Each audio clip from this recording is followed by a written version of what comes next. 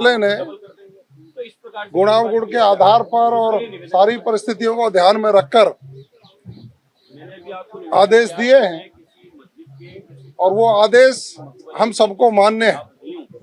मैंने तेज आवाज loud speaker की बात की है, आप बार-बार एक विषय को बोल रहे हैं, मैं बार-बार समझाने का प्रयास। देखिए, यूजीसी ने जो कुछ सर्कुलर जारी किया,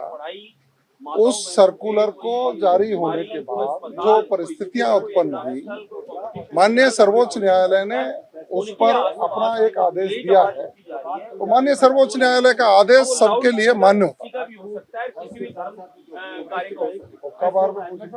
इसमें ये बताएं कि सामाजिक सद्भाव तो खत्म होता है, अलग अलग जातियों को अलग अलग एक सरकार का प्रयास होता है कि सब जाते हैं एक साथ चले। तीन जात जो हैं प्रमुख वर्ग जिनको बोला जा सकता है, ब्राह्मण, वैश्य और है,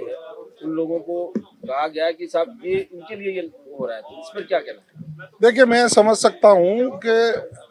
भारत में रहने वाले सभी वर्ग, सभी जातियां भारतवासी हैं और संविधान में विभिन्न वर्गों को एक अपने अधिकार दे रखे हैं। यूजीसी पूर्व में भी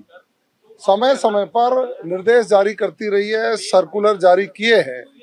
और अब यूजीसी ने कोई एक सर्कुलर जारी किया जिसको लेकर स्थितियां जो उत्पन्न हुई,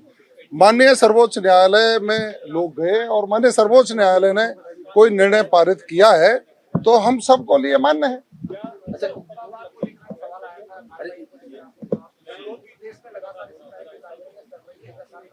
देखिए, मैं समझ सकता हूं, कांग्रेस सरकार के समय पर प्रत्येक जिले कस्बे में जिस तरह से हुक्का बार चल रहे थे, मादक पदार्थों की तस्करी जिस प्रकार से कांग्रेस के राज में बढ़ी थी, हमारी सरकार के आने के बाद प्रभावी कार्रवाइयां हुई और आज हमें संतोष है कि बहुत कम स्थानों पर कोई कहीं घटनाएं दिखाई देती हैं तो हम उन पर प्रभावी कार्रवाई करते हैं। हमने पुलिस को निर्देश दे रखे कि कोटपा एक्ट में हुक्का बारों पर कार्रवाई हो और संचालक पर ही नहीं, जो मकान मालिक है, जिनके मकानों में इस तरह की गतिविधियां संचालित होती हैं, उन पर भी प्रभावी कार्रवाई हो और हम लगातार कार्रवाइयां करके समाज में इस तरह की फैल रही कुरीतियों पर पूरी रोक लगाने का प्रयास कर रहे हैं।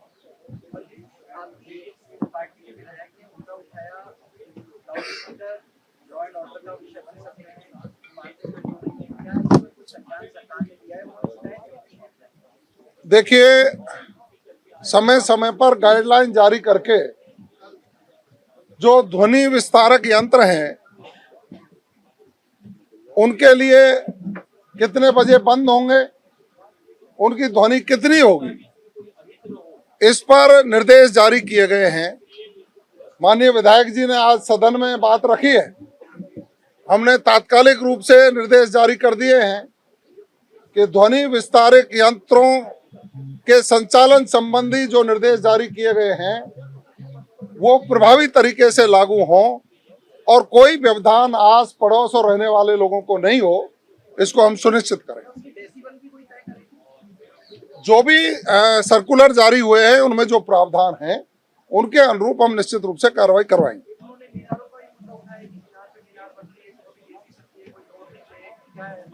मैं ये समझ सकता हूं कि जयपुर में जेडीए ने और नगर निगम ने बायलॉज बनाया हुआ है और उस बायलॉज की पालना सुनिश्चित हो, इसके लिए माननीय विधायक जी ने ध्यान आकर्षित किया था और संबंधित विभाग की जानकारी में वैसे आया है, तो मैं समझ सकता हूं बायलॉज के अनुसार कार्रवाई सुनिश्चित होगी।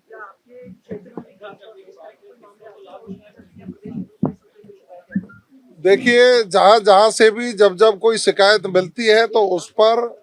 नियमों के तहत हमारी पुलिस कार्रवाई करती है।